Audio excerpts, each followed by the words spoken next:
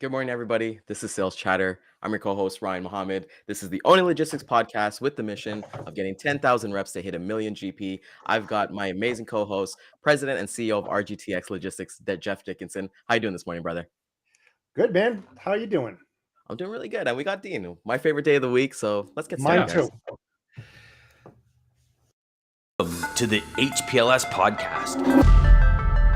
Live, relevant, and high performance information, conversations, and education weekly.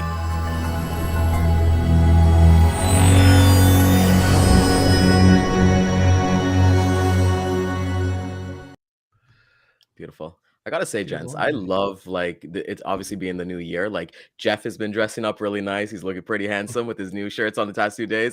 Dean's got the new background going on. It looks like it's a new light and things like that. So this 2023, it's looking amazing for everybody. So kudos to you guys, man. How's everything going with everyone?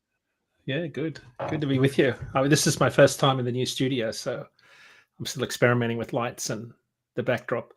Looks good. It does look good. I bought a highway mural, 8 foot by 6 foot, to put behind me. So my head will be right in the middle of interstate, can't remember, but it'll be a highway going out into the distance behind me. So we could have a good look next week. Is that going to be Highway 91 by any chance? No, it's a bright sunny day. I think, is that what you're getting at? No. So yeah, I'll try to brighten up the studio here. Nice. Did you get a new camera or something? Because I mean, you're crisp. You're really crisp. Yeah, I lashed out and bought one of those rings that you put behind your camera that all the famous social media people use. So it's actually brightened up things a little bit. So yeah, Jeff Dean's actually bought it for the purpose of doing like TikTok dances, with the grumpy Pete on his TikTok account. He's stopping off at truck stops and doing the TikTok dances. I am going to get that. What do you call it? I'm going to subscribe to that channel for sure. Yeah. Good there. So, Dean, we want to definitely, it's obviously first week of brand new year, but I think it's a good time to reflect on where did the data end up for last year, for 2022. So with Christmas and everything like that kind of going on, we had our episodes, so on. What can you tell us? Basically closing to 2022. Yeah, one of the things that, thanks, Ryan. One of the things that got my attention last week, and we've talked about this on the show a lot, that we're seeing a lot more volume in the spot market historically, certainly in the last 3 years for obvious reasons, more so last year than we'd ever seen before. But that trend has continued, right? So we've had a lot of talk about, the market's imploding and rates are crashing. Well, spot rates have certainly dropped. There's no question about that. Spot market volumes have certainly dropped. But historically, the data point that I'm kind of fascinated by was that last week, our load post volumes, which is sort of our proxy for, volume in the market, load posts were up last week. Again, no great surprise that volumes were up slightly. Compared to this time last year, though, they were down 40%. Now, again, comps to 2021, questionable at this time of the year, because this time last year, of course, we were in the middle of all that madness. But the volume of load posts last week, so it's a 4-day week. And if my calendars are right, the last 2 years were also 4-day weeks between Christmas and New Year. So a 4-day week, obviously, you have less volume. But if you look at the last 3 years, you get a good sense of where we're at. And the volumes last week were the second highest in the last 6 years, only eclipsed by last year. So that's the volume of freight moving in the spot market. And now, of course, the reason for the downward pressure on spot rates is the number of carriers posting their loads on our load boards, searching for work, right, is still at their highest level in 6 years. So that gives you a sense of where demand, supply and demand sort of sits in the spot market. But I think the data point that was really interesting, if you think about, where rates are heading, rates certainly started to go up a little bit last week. They ended at just over $2 a mile, excluding fuel. That's at a whopping 75 cents a mile lower than this time last year. But again, going back to pre-pandemic years, it's still 23 cents a mile higher for the final shipping week of the year compared to pre-pandemic years. And when you look at our year-over-year chart that we show on our weekly show, which we're back on the air next Tuesday, you'll see what this year-over-year line chart looks like. And you'll see this purple line compared to the orange and reds. We're still at the second highest level for spot rates in the last 6 years also, in addition to the load post being very high. So it's not all doom and gloom. There's good volume in the spot market. And this is sort of where I think I'd love to get Jeff's take on this. We are clearly seeing shippers take advantage of more volume, lower rates in the spot market, moving freight over to lower their procurement costs. More transactional loads are moving maybe on lower volume lanes. So we're seeing the data point I've been watching is the spread between contract and spot. So it was out to, and I did just look at the maths this morning, the spread has been out, when I look at rate view, the spread has been out to, from April last year, all the way through to January, there was a really significant spread between contract and spot. It's only just starting to close now in December and early January. It was as high as 65 cents per mile. It's now down to 45 cents a mile. So the spread is closing. So what that tells me is, even though contract rates are coming down, which represent probably 95% of the freight, there's more volume going into the spot market because of the lower rates, and over time that will lift spot rates, because the relationship between capacity and demand will put upward pressure on spot rates. That's typically what drives the next freight cycle up. So again, early stages of the year, but that's kind of where the year ended. The spread had closed, volumes are up historically. Rates aren't that bad for carriers. I know some guys on social media were, talking about some lanes, like, flatbed loads from Portland to Oklahoma City were $1.21 a mile. Well, it's a very low volume lane. But when you look at Oklahoma City outbound rates, they're up around $3 a mile. So you can see carriers taking a lower rate to get to Oklahoma City to take advantage of outbound loads that are much higher. When you look at the total, miles over the end of the week, drivers are still in that range of where break even is, in that sort of $80 to $2 a mile. So despite all the headlines of doom and gloom throughout the year, we just didn't see it. People have always got to remember that 75% of freight moves under 100 miles. And, it's only a small percentage that moves long haul in the spot market, albeit a very big number when you think about the whole American truckload economy. Most people are doing really well, especially the ones that I talk to that run regional, dedicated, short haul, back and forward, predictable type work where the contract rates are fairly sustainable. But I think, Jeff, that I was really looking forward to talking to you this morning about what we're seeing, which is shippers more and more now appear to be taking advantage of lower rates in the spot market to move those contract loads. I think more so on low volume lanes as opposed to their high volume lanes. Yeah, and it's funny. Let's reflect on a conversation we had not so long ago, when precisely you and I discussed about what's going to happen in the spot market and what's going to affect the contract. And sure enough, you see that suck coming down, that vacuum, and it's starting to come down. Now, let's ride the double-edged sword here, right? Sure, the shippers are taking advantage of the lower rates in the spot market, but what about their contractual agreements that they have with their carriers, right? Or that they may have done. A lot of them have done last year to prepare for this year, with the negotiations, with getting the right carriers on the right lanes and everything. Now, it's very risky, at least the way I look at it, because they're not loyal to those carriers, and they're going where the money is. And so, right, I mean, you can see that they're pulling it. They're going to that spot market. So that's why I said RFPs, and I said it so many times, you heard me, they're worthless right now. You can't get a long-term one because there's so much volatility in the market, right? We're seeing the fuel is starting to come up now.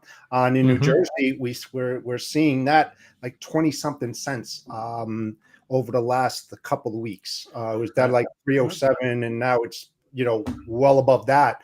So I mean, we're seeing a lot of that in the market. I know I'm not just seeing it. I'm sure that you're seeing it as well, and a lot of other people, but I don't think it's the right way. I think what shippers should do is that they should go back to, if they use a lot of brokers or if they use the assets carriers out there, let's sit down. Let's have another discussion. We want to keep you in our corral. How can we do that? Can you bring those rates down? I've had that trust me, I've had that conversation on my dedicated runs where I've literally reduced the rates by $1,600, and they are still on board with me because they know Right. I've got the consistency in there. They're rolling. They're still breaking even on that instead of hunting and searching for those. But I mean, it's not like, Jeff, you're raking me over the coals. I need to do. No, they're like, I see that. I realize that. I'd rather be moving consistently than jumping all over the place. So that's what I'm seeing, and it's tough. It really is. Yeah, the data point that Professor Kaplis, who's from MIT and our chief data scientist, has a monthly signal report that just came out last week. And one of the things that he was advising the shipper side of our freight market consortium that we have from the large shippers was to take advantage of the inverted market and shift more loads away from routing guides, but after meeting carrier commitments. So the spot market's certainly something that's very attractive. One of the pieces of advice that he was giving, I thought it was good, was only secure contract rates on those lanes with a repeatable, consistent volume. New rates coming in are certainly down. I pulled some data points this morning that show that the active rates right now. So these are the rates in routing guides. So remember, this is about 40 billion in freight spend. So it's not the entire truckload market, but it's a decent amount of it to get a feel for where it's going. I think it's certainly representative. Active rates in routing guides continue to trend downward, but stubbornly so. Down, in the half a percent to 1% range. That's the total pool of rates in routing guides that contract freight's moving at, that flows through EDI from the shipper through TMS to the carriers. Active rates are sort of stubbornly trending downwards, but replacement rates from past RFPs for van are down about 8% compared to prior contracts and about 15% in refrigerated. So that eventually, we use the bathtub analogy. Active rates are like the temperature of the water in the bathtub. Replacement rates are the temperature of the water coming out of the spout, which of course is a lot less than the totality. But eventually the water cools, and that's what we're seeing. We think that'll happen. Our best experts, sort of economists, forecasters, think late Q1 is when we'll see this market inversion start to correct, where spot rates start to come up again. So that's I think that lines up with a lot of economic consensus. Certainly some of the smarter people and myself in the economic space that are, have a really good grasp on macroeconomics. That's what they're seeing in the market. It makes sense, I think, from a truckload perspective, because Q1's always quiet, as we've spoken about. But we typically see fairly good pickup in demand once the temperature warms up and the ground thaws. So that's sort of where we ended up. The market is still heading down. We aren't in the bottom of the cycle yet. That'll happen sometime soon. But I think the broader perspective when you widen your aperture is that we're still better than where we were before the pandemic in terms of rate per mile. But the caveat there is that everyone's operating costs are way up also. I spent $4.60 a gallon fueling up my truck the other day. That's still a chunk of change. That's a lot higher than what it was during that busy fracking boom period from, I think, 2011 through 14. It was like everybody was horrified at $4 a gallon. I know I was. But we're still around. I think we may be a little bit higher today. I'll have to look at my numbers, but a little bit higher than where we were during the Great Recession. And if I could lend your ear a little bit more, I could probably tell you exactly where we were during the Great Recession. We were at what was it? What would be the date point there? 408, 416, April 25, 2008. Yeah. It peaked at 477, July 14 was when it peaked in 2008. So, we're slightly below that now today, which is, always fascinating to me when you think about where we sit. If I look at my chart now, we're only just coming back down to where the worst of it was back during the Great Recession. So still not good, but what that tells you is that, it's still almost half of what it costs to run a truck these days, depending on your aerodynamics and all of your different fuel efficiency. Some of the big fleets that run, aerodynamic trucks and trailers are pulling consistent 8 miles per gallon. I can't get 6 miles per gallon or better out of my truck, loaded or empty. Doesn't matter what you put on some of these older engines, they'll always run fairly consistently at about 6 to 6.1 mpg. But these newer aerodynamic tracks that big fleets run, they are certainly doing exceptionally well when it comes to fuel efficiency, and kudos to them. There's sort of a lot of them are on the bleeding edge of that technology. But wages are, of course, a big part of that operating cost that they talk about. So everybody's operating costs are up. I don't think everybody would, and I think that's what's putting that floor in under certainly contract rates in RFP discussions. But it'll be interesting to see how that pans out this year, because at some point, rates are going to come down, and I think carriers are going to say, "Hey, diesel's still high. We can't claw back any of the wage increases that we've had to push out to drivers in the last couple of years," and that's that debate. I think there's probably a lot of carriers rebidding contracts down right now, but at some point that flattens out. You have to say enough's enough, and we're off to the races again for the next cycle. I mean, yeah, look at when you do the negotiation, you're getting long-term contracted rates, right?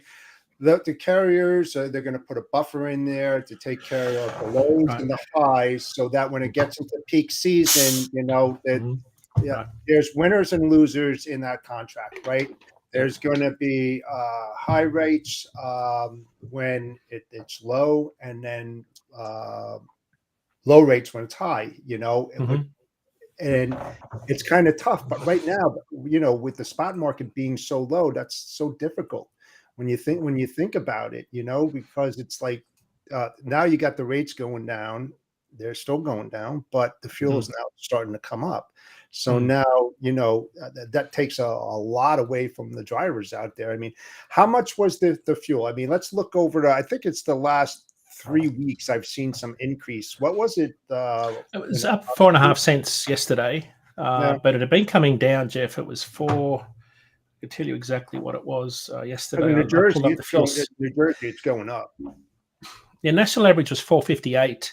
So it was up 4.6 cents this week, but it had been going down for 1, 2, 3, 4. So in the last 5 weeks, Jeff, it's come down from $4.97 to $4.69. So what's that? Yeah, so it's like 30 cents, I think. Yeah, but you're right. Jersey.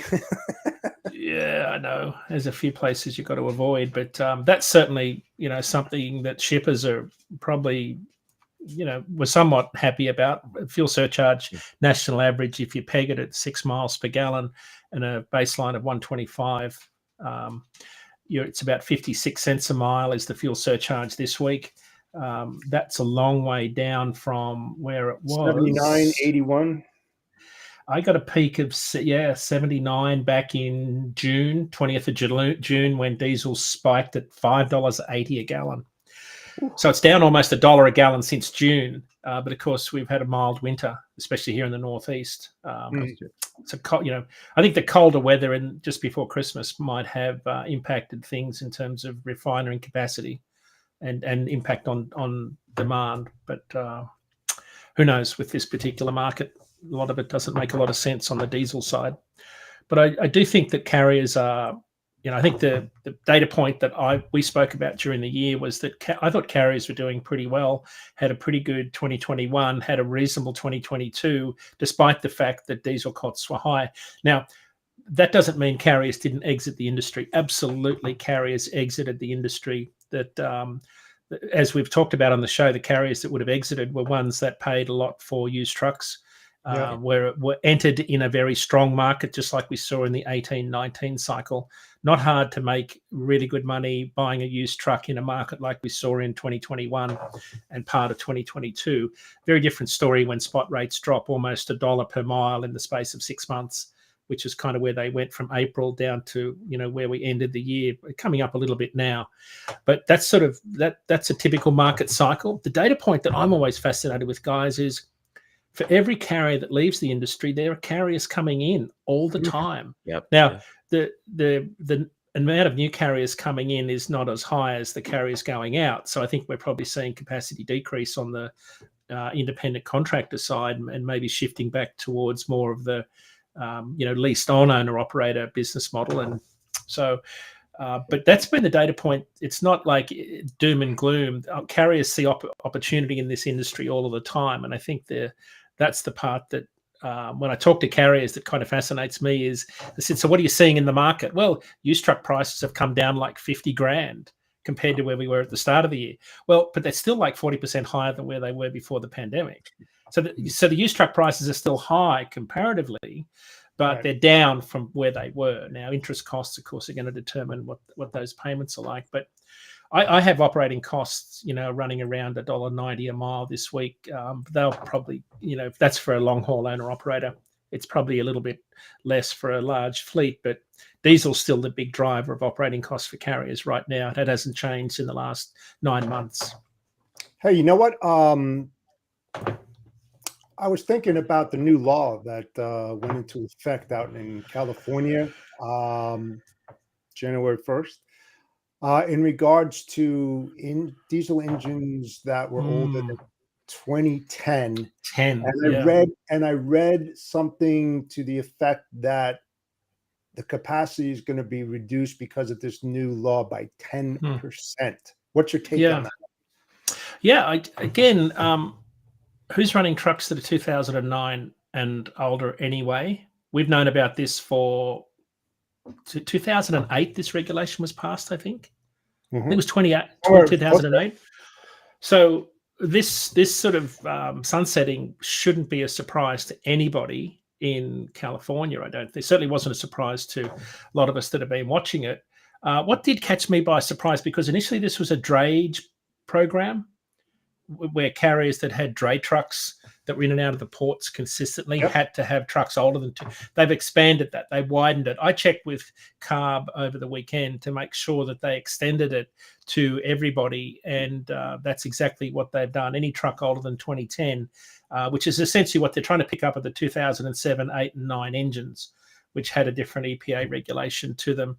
I think it's interesting when you read some of the anecdotal reports and some of the media reports. Carriers are either, some of the carriers are moving out of state, moving to nearby states, getting out of the business. So capacity has to tighten. I don't know that there's any other way around this, Jeff. It seems like such a strange move, given I understand the economic benefits, the climate impact benefits and all of that. I would say that my 2003 Caterpillar engine passes all of the emission tests still to this day. So I don't buy necessarily that, I see all the data. I just think that if you have still 40 to 45% of the imports come into the San Pedro port complex, Los Angeles and Long Beach, how do you not run a business that's dependent on truckload capacity? So does that, I just think rates are going to go up, costs are going to go up, capacity is going to decrease. But it's interesting when we think about where the market cycle is right now, there is excess capacity in the market. So from a rate perspective, maybe there's minimal impact at the moment. Maybe that comes when the market capacity tightens and demand increases. But for the time being, it's kind of one of those shocking things that you think, really, that's what they're doing? But that's what they did. That's pretty cool to think. And just coming back to what you guys talking about, like the shippers and things like that. One thing that really interested me is that I always kind of watch like Q4 or whatever quarter. I like to watch the earnings calls for different companies. One of them was Post Holdings, and they had theirs about on the unboxing day, I think on the 26th. And the CEO, Rob Vitale, said that, hey, we had a good year, but we still have supply chain issues. And he thinks for a lot of companies, his specifically, is that they're going to be looking at margin restoration. So they're going to be looking for at their supply chain to basically get their rates back to what they were probably the pre-pandemic. And when you look at like those kind of companies, Post Cereal, that's cereal, right? So that's like shelf life and different things like that. It just comes back down to what like Jeff always kind of says, like make sure you're having these conversations with your customers, right? Like if you do have Post Holdings or anything like that, call them, say, hey, what are you guys seeing from this call that kind of happened? Because we're going to see that, as Jeff kind of said, RFPs that I've done, they're pushed into February. And if we're going to be doing them in February, if they get even to that point, it's going to be like 3 to 6 months or something like that, right? Like normally for me, I go through that RFP process in October, November, do the RFI, and then finish out the RFP by December, go live January 1st. But I would say out of my 15 customers, 2 of them only did that. So everybody pushed everything till next year. So I thought that was an interesting point. Yep, absolutely. So that's what Jeff was intimating, right? When you're talking about shippers playing, more transactional, playing more in the transactional market with that spot market decrease in rates, Yeah, taking advantage of that. get Yeah. burned. I mean, they're going to get burned. It's like when you shrink your carrier base down, right? And now you're in a bind, and then you reach out to one of the carriers that were in your corral, and the first thing they say is, "Why should I take care of? What have you done for me Right. lately?" That's why Right. I'm adamant. If you get a carrier in place, feed them annually, all year Right. round. Right. Right. Build that loyalty with them, that partnership. It's so crucial, especially in 2023. Everybody's talking about the recession, and keep your pipeline full and keep your customers abreast of everything that's happening in the market. Right. You can't do that. I mean, I know there's a lot of people that do that, but it's the wrong method, at least the way I look at it. You're gonna get caught with your pants around your ankles for sure, man. Right.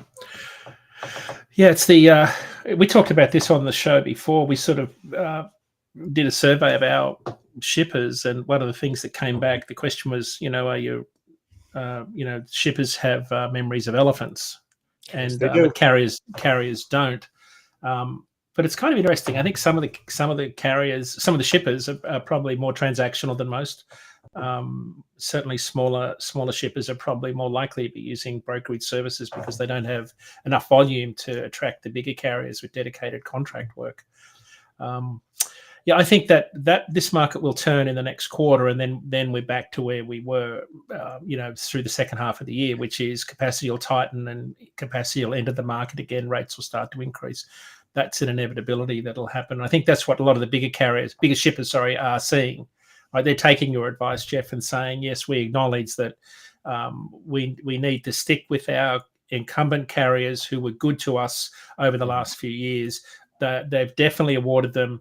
And again, this is a sort of a broad sweeping statement covering, sort of the average, but they've awarded their incumbent carriers with more volume in exchange for better rates. Well, And as that's we've it. said on I the mean, show, consolidation, right? You have 10 carriers. You right. sit down and you agree to disagree. One of the best collaborations and partnerships that you can ever create, and tell them the way you feel. And then on vice versa, the carriers are going to tell you what they feel. And the thing is that, okay, so how can we work this together? If I give you another $1 million worth of freight, what can you do on the backside for me? And then they're going to ask you the same question, I hope. Okay, so if I do this for you, what are you going to do for me? And be able to say no. Don't think about yourselves solely. Think about everybody that's involved, your service provider, your carrier, your shipper, and make things happen. And it's very, very important to do. And a lot of them fail to do this, and it bites them in the ass. I'm sorry to say it, but it does. Yeah. Well, you look at that too, right? Because you think of yourself as a logistics professional. As Dean kind of mentioned, more carriers are coming in as they're leaving. You're opening up yourself to exposure to double brokerage, right? Like you're getting your stuff double brokered. You don't know where your stuff is, hostage and stuff like that. Like, don't take the chance. Have like you said, if you got 10 carriers, bring them to the oak table. Decide like, hey, maybe we're gonna shrink this down to 4 or 5, and let's run with these guys, right? It's just like any kind of playbook, and kind of run it, because if you go on LinkedIn, you kind of go anywhere, double brokering is such a big thing right now, and it's just you just you can't got to put Ryan, you've got to put procedures in there. Okay, so the thing is, I've always said this: I don't fire carriers; carriers fire themselves. So how do you protect yourself and minimize the risk? You find out who the carrier is. Let's say you go to carrier A, and you tender that freight to A. Okay, you know who A is. You tell the customer A is coming in. If B shows up, let me know. If B shows up, done. I mean, you got to put procedures in there. Name of the driver, trailer number, MC number on the side of the truck. I mean, I can keep on going on and on and on. But you can fend off these double brokering if you put the right procedures in place and you ask the right questions. You can do that. Yeah. It's a good point, Jeff. We deal with it every day, right? So it's an ongoing battle. We're always working with the authorities to try and deal with the people that want to take advantage of others in the marketplace. It seems to be very prominent when the market gets into a state like it is now. when capacity is tight, it's always there, but it's one of those things that we deal with on a daily basis. Well, and share that information with your competitors, your associates, your friends in the Right. business, because you're helping them to protect themselves as well. I mean, it's a small community, even though the logistics community is so large. And I'll just use this as an example. Cassandra Gaines, right? She happened to put out an MC number of a carrier that was definitely double brokering. Okay. Well, Cassandra has a lot of following. The carrier realized and saw what she posted, and she started getting hammered with really bad DMs all the time. But whose fault is that? It's not Cassandra. She's calling a spade a spade. It's the carrier's fault for doing what they did. Should they get called out? You're damn straight they should get called out, and I back that up. Yeah. Dean, I want to get your thoughts on maybe we can give little thoughts, but I know the CEO of CH Robinson, he stepped down. I believe it was earlier this week, and I believe he was there since like 1999, I believe. And when I was reading the press release, they were saying like, hey, just wasn't like the sales numbers weren't just there. Any kind of thoughts on CH Robinson, as they're kind of obviously the big elephant in the room? I don't. They're one of our biggest customers. I mean, they're one of everybody's biggest customers, I guess, depending on where you sit. But I don't think it's any surprise that the brokerage side of the business declined in the last year. We've seen it on our market. I mean, our spot market volumes are down, as I said, about 40% year over year. So that would have affected some of those bigger companies. I think the bigger picture is it's not just CH Robinson, right? We're seeing this whiplash effect across all industries.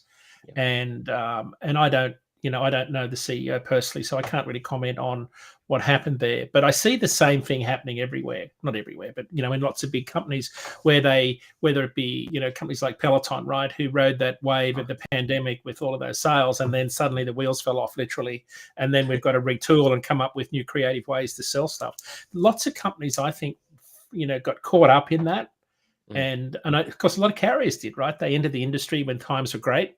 And then, of course, when things got tougher, then you had to re-engineer your business to find better ways to make margins because the demand wasn't there. But what had happened, you'd geared up to a much higher level of demand that suddenly disappeared. And I think that's what's happening to a lot of companies. If you think about, we've gone from a staffing shortage, people getting offered, in the technology space, double the salary they were getting. We've saw it at our company. Especially in the Pacific Northwest, where there's a lot of high tech companies. We've gone from people leaving to, double the salary because there was such a shortage of people, to a reversion back to normal now, where that sort of disappeared. And of course, then you saw over the holidays, a lot of staff cuts. And so more to come, I think, on that space. I think there's a lot of companies that have seen demand fall away, but more likely back to where they were pre-pandemic levels, but they've got excess capacity in their businesses that they've got to deal with. It's unfortunate, but that's the reality. Yeah, reality. It's crazy to think about it. Like you look at every like you said, Peloton is probably like the biggest one. You look at Tesla too. Things are just definitely changing, especially in the software game as well. But it kind of comes down to, like Jeff always kind of talks about, like bet on yourself. If this is the opportunity, like when you see things changing, instead of working for somebody else, work for yourself. Maybe try that out. And as you kind of said, a lot of carriers are kind of going that independent model for themselves, right? So they're able to kind of go with that. So thanks for that. I just wanted to get your thoughts on that as well. And that's great insight. Yeah. I don't know. I think everybody's going through a rationalization period right now. Every single company that we talk to, whether it's carriers are, one of the things we're talking to carriers about right now is cost control, finding out better ways to manage costs. It's going to be hard to grow your top line for the next 4 to 5 months for sure. The only way you can maintain your margins is through cost control, being more creative, changing your business model. So again, just like everybody's been caught up in sort of gearing up for much higher levels of demand in 2021, and then it sort of reverts back to normal. You've suddenly got to rethink about how you run your business. Carriers are looking for, running different lanes. There's also more technology available today that allows you to explore different options in the market. That's not something we've seen before. One of the bigger trends, of course, is this, the shift in imports to the East Coast. That's certainly sustaining itself right now. That's causing a lot of carriers to re-engineer their networks to position their assets in places where there's more volume. The old adage of go west, young man is sort of. I remember a headline in 2018, like someone said, "Go west," and I thought the rates were phenomenal out of the West Coast, but not now. So yeah, I mean, you're starting to see that these carriers are starting to open up new offices out in the East Coast. I mean, like you said, they're going where the freight is. Right. And then what's the impact of all these dray carriers out there in the port of LA, LB, who are having this impact because they're not having the volumes that they used to have out there where they were just constantly going. So I wonder how many have fallen off the side there. I mean, there's a huge swing, massive swing. Yeah. Cool. Interesting start to the year. Yep, definitely has. And yesterday we had Scott Watanabe from Armstrong Transport Group talking to us about training. And with Jeff and I, we want to kind of keep basically a theme going. So even tomorrow and Friday, we're going to kind of talk about. But when it comes to training, and for everybody that's watching, Dean, is there there's going to be, but what are some certain markets that you see that are possibly going to flourish maybe in 2023 a little bit more if somebody's kind of starting from a baseline of, hey, I'm just brand new and I kind of want to get my foot in. I know we talk niches a lot, but let's talk about geographical regions. What's hot and what's not. There we go. We'll call that what's hot. I think one of the data points that stood out to me last week, I mean, broadly, there were only 2 states out of the lower 48 where rates decreased, everywhere else increased. So, but the data point that stood out to me, and I'll quickly pull up the data here. So California is not going to be the market that it used to be in terms of spot market volume, but the other data point was flatbed. So flatbed. So first of all, I'll start with reefer, right? So I'll come back to dry van. One of the things that's been very interesting is an increase in volumes across the southern border of refrigerated freight. So I would, so specifically Ryan, Laredo, McAllen markets in the southern Texas area, especially, you're just going to see more loads of avocados than you could ever imagine start to come across the border leading into Super Bowl. The primary market for avocados coming across is the far Texas crossing. So again, thinking about seasonality, produce seasons change. Two markets that stand out to me for reefer carriers over the winter, Philadelphia, where you get a lot of South American produce, and McAllen and maybe Laredo to a degree, but more likely McAllen for produce. Laredo so last week, capacity Laredo to Chicago last week. And this is what we said on our last show of the year. Carriers that decided to run last week probably did pretty well, right? Because their capacity was tight. A lot of guys at home. Yeah. A lot of guys stay out because that's when they can make some money. Rates jumped $1.18 a mile. Laredo to Chicago, reefer, $1.18 a mile, increase to $3.12. It was 40 cents a mile higher than this time last year. So even outbound Chicago rates were up 30 cents a mile week over week, and some good value for other carriers. But so the southern border market is one I'd watch. Texas in particular seems to be a market that's pretty good for dry van and reefer and flatbed. And the data point that I wanted to share with you to answer your question specifically in flatbed, flatbed rates in Houston increased 31 cents a mile to $2.61 last week. Salt Lake City up to $2.69. Even loads out to the Permian Basin were about $2.80 a mile. Remember, these are excluding fuel. So these are a lot higher than the national average rates. High volume lane, Houston to Fort Worth, rates are running about $2.50 a mile. That's the lowest in the last 12 months. But the state of Texas has been a really strong state for flatbed carriers. Reefer carriers in particular, because you see a lot of Central American reefer freight comes into the port of Houston. Well, your bananas, plantains, things like that. And then you get a lot of South American produce coming in. So I think Houston's always going to be a very good market for carriers. It always has been. But as we've discussed on the show, this west to east shift in imports because yeah. of the port congestion. A lot of that volume is sticking in ports like Houston and Mobile, Houston in particular. So, Ryan, I think markets that are really hot that I'd be watching this year in particular would be, Texas. It's always been a really strong spot market, but Texas in particular, because of the imports that are sort of coming in, not just containerized, but break bulk. Yeah. So freight that's not in containers. That's why we saw so much flatbed volume, although that volume is starting to decline. And then, of course, following on from that trend, I would watch smaller markets. I would, if I was sort of in the drayage or long haul drayage space or looking for, volume that was around ports, places like Norfolk, Savannah, Charleston, Norfolk in particular, as we discussed on the show, where they've just dredged their harbour, Charleston, sorry, to 52 feet. A lot of big ships are going to be coming in there.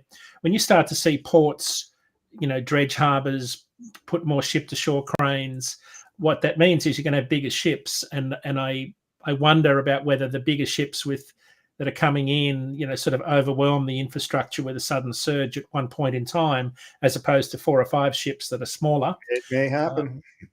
So again, what we saw, the reason I say that is, and I don't know the answer to the question, we'll have to see how that pans out, but with the surge in imports into Los Angeles last year, when we saw 109 ships at anchor waiting to unload, that volume that was surging into that port market in that small, tiny footprint of the the country, it overwhelmed all of the contract capacity, intermodal, truckload, right? So it just overwhelms, and a lot of that volume spilled over into the spot market, and that's why spot market rates were so strong out of Los Angeles for the best part of last year and early this year, was because the volumes were overwhelming the market that was just surging into that part of the country. Of course, now we've got the opposite happening now, but that's where I'd watch some of those port markets. The markets that we talked about last year, Seattle, Tacoma, volumes have come right down there.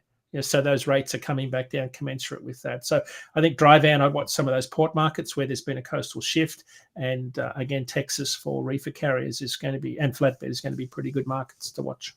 Yeah, New York is going up. Yeah, their import, they're still the number one. Yep, number one port. Well, and that's the whole thing. I've always said about, looking at the what if scenarios. If they happen to come to fruition, how are you going to respond? What are you going to put in place, if that happens? And I say it all the time. I think everybody out there should be looking at those what if scenarios to prepare.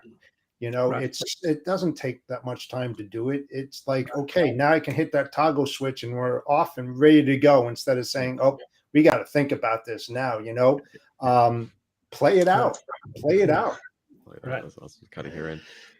It's good to know that, because for people knowing that Texas is a great place for all the agents and all the sales reps, you do not have to do cow hides. Say no to the cow hides out of Texas.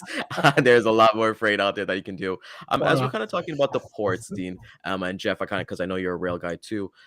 Is there any talks? Do you see any disruptions on the rails? Has that stuff been resolved? I know that's kind of been back and forth and a topic of discussion on the show specifically for the past couple of months. But any info you both can share?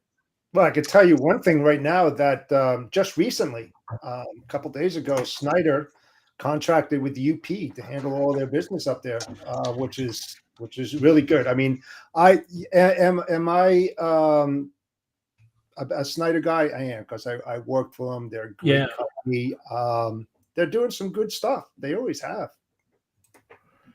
Yeah, I'm not seeing anywhere near the level of disruption that we were talking about in September and then more recently. So the other thing, though, I was reading a post by Larry Gross, who's probably one of the best experts on the intermodal space. So this is the American Association of Railroads. Scott. I used to hate hauling cowhides. We call them stinkers in Australia. Yeah, they're awful. He would tell his carriers that it's like leather, so they probably think that, hey, oh my god, it's ready, it's the finished product, and when they get there, no, like, oh my god. Hey, at least we know. Oh, there he is. He said it. Oh, wow. Yeah, I know. At least we know what Scott's moving. Yeah, but you never want, none of the authorities ever wanted to pull you over and check your load when you had stinkers on, because you got blood and guts running out of the steel bins they were in. God, it was awful. The It's smell. terrible. Oof. It's That's terrible. like get in and go as fast as you can because you don't want this thing catching up with you. Well, So Larry Gross, I won't be moving any of that stuff. You can count on Yeah, that. Scott, you can have it. You can have it, man. That's You all can you. have it. You corner that market. It's all yours, Scott. So to answer your question, Ryan, AAR, so the American Association of Railroads, put out their weekly traffic report every Tuesday. I think it's available publicly Wednesday, but there's for the week ending Sunday, I think, published Tuesday for week 50, according to Larry Gross in his LinkedIn posts. If you're not following him, Lawrence Gross is a really good guy. Volumes are down 7.5% year over year on the intermodal side. So that's a significant number. He said, when was the last time the average number of intermodal loads originated in weeks 46 through 50 was that low? He said 2012. So intermodal volumes are certainly lower. And I think that's, you could probably say that's a good thing because it allows people some breathing space to catch up and get some of those containers that have been sitting in the backlog moved through the system, some of those chassis trailers that have been tied up, recirculating again. We'll have to see how that pans out. So there certainly hasn't been any impact, Ryan, from the legislation that was forced on the workers to go back to work and not strike and accept the agreement that was proposed in 2020. So nothing yet, but volumes are decreasing, which probably decreases the probability that we'll have any problems there, notwithstanding some of the weather impacts that could happen over winter with the rail lines. I wonder, and I don't have these numbers, maybe you do. When we were talking a couple months ago, Dean, about the warehouse capacity, and they were well in the high 90s, like 99.5, and they were trying to, if not higher, trying to move their products out to market. I wonder how the intermodal market was, because listen, it's a longer transit time than your typical OTR. And I wonder if they swung to that, to give them a couple more days of transit time so they can deplete some more inventory to stock it up, compared to your normal OTR. I'm just curious about what those numbers are. Do you know what they are? I don't. No, I don't. That's a question I'll have to take on notice. Yeah. I'm just curious, especially on the supply chain. Listen, they don't need it just like that, right? Because they're over capacity. Why wouldn't you want to stall it a little bit and put it on the rail and gain a couple extra days? It's a great point. It's not like just in time. You don't need it. Yeah, it's probably a good place to hide some freight if you haven't got warehouse space for a while. It's going to take forever. I was just pulling up the Logistics Managers Index December report to see if I could see some numbers about warehouse utilization levels, to see if they've come back down 12. I can't. It would take too long for me to find it. But warehouse utilization. We can do that next week. Yeah, it's certainly. Yeah, that's probably a good topic to cover. Like the LMI has got some good data points because it's a survey of a lot of the logistics professionals in the CSCMP group of supply chain managers. Mm-hmm. Yeah, I think that would be a good topic. I'm just curious about that. Well, that's actually a good point, Jeff, because Zach will have his December report. He should have a report out this week, actually. So unless he's been away, we should have some pretty good data coming up shortly on that. Yep. Well, maybe this is the latest. Yeah. And that's why we got the show, to give those data points. Dean, we're coming up to close to, it's actually Year of the Rabbit in the Chinese astrology, and Chinese New Year is actually hitting on the 22nd of this month. I always thought it was like February, but it's 22nd. I know with us, we're seeing the increase because we ship lobsters from the Atlantic to Toronto to go to China. What kind of impacts do normally and this is for like the training mindset here. What impacts does Chinese New Year kind of have on our supply chain, if they do at all? Good question.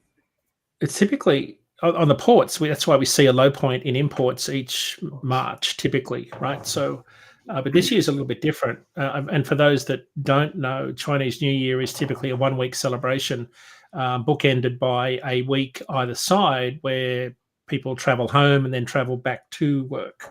So it's typically a 3-week event that sort of bookends the 1-week celebration. And because folks are going back to visit family, and a lot of family lives in rural areas in China. It's a fairly decent, transit. They've got to get back there. So that's why they allow the time. The difference this year is that, and it could have a more profound impact on import volumes, is the COVID outbreak they're experiencing right now. Simply could mean they extend that 3 week to maybe 5 or 6 weeks. So people could be already at home now because the factories are, having issues with production. Again, I don't have any hard data to support that, but that was one of the data points that some contacts of mine in China said that they were working on, was that this year's 3 week traditional break will be a lot longer. The flip side is that because of the COVID outbreak, people could just stay working and not go outside. I don't know. I think they've relaxed some of those restrictions this year. So generally what happens is that's why imports are very quiet. And then if you think about a 21-day transit time minimum from Northern Asia to the US West Coast, you'll start to see, once the Chinese New Year period is over, you'll see within about 2 to 3 weeks, the imports start to pick up. So if you look at the seasonality of imports over the course of multiple years, you'll always see a dip in the March timeframe, and then they pick up again through peak season. Oh, that's beautiful. So everybody's kind of listening out there, definitely take that in and have those conversations, because Right. we always kind of see, and even the carrier aspect of it too, like you're gonna see a lot of like the Asian carriers, they're gonna take it off, either they're going back home Right. or they're just taking it off to celebrate, because it's a pretty big holiday. Right. Yep. Yeah, it's not dissimilar to some of the local truckers that we see with certain cultures, right? Some don't celebrate Christmas, some are celebrating Christmas right now. Some are New Year's a different celebration. All different kinds. Yeah. Yeah. Very good.